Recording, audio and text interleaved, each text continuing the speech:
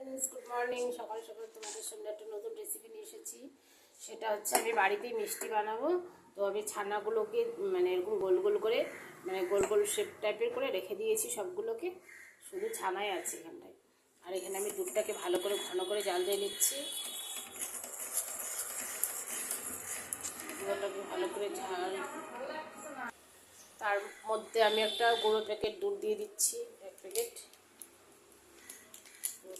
গুঁড়ো দুধ দিয়ে দিলাম। তাহলে জিনিসটা একটু গ্রেভি টাইপের হবে, ক্ষীর ক্ষীর হবে।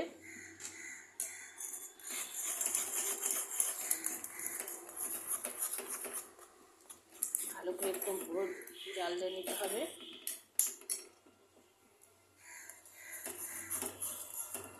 পুরো ঘন হয়ে গেছে। এবার আমি একে একে সেই যে মিষ্টিগুলোকে বানিয়ে রেখেছিলাম ছানা দিয়ে এটার মধ্যে দিয়ে দিচ্ছি। সবগুলোকে এর মধ্যে ঢেলে দেব।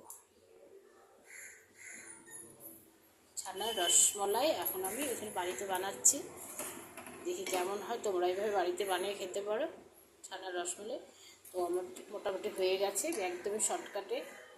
এই যে ছানার রসমলাই রেডি হয়ে গেছে।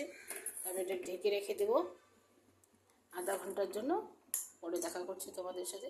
এটা পুরোটাই চিনি ছাড়া করছি। Thank you, bye. পরে ভিডিওতে দেখা করছি। ভিডিওটা কেমন লাগলো একটা লাইক কমেন্ট করে অবশ্যই জানিয়ে দিবি।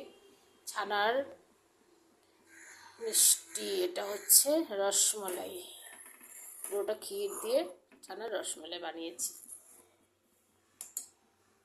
তো নামানোর আগে আমি কিছুটা এলাচ দিয়ে দিলাম।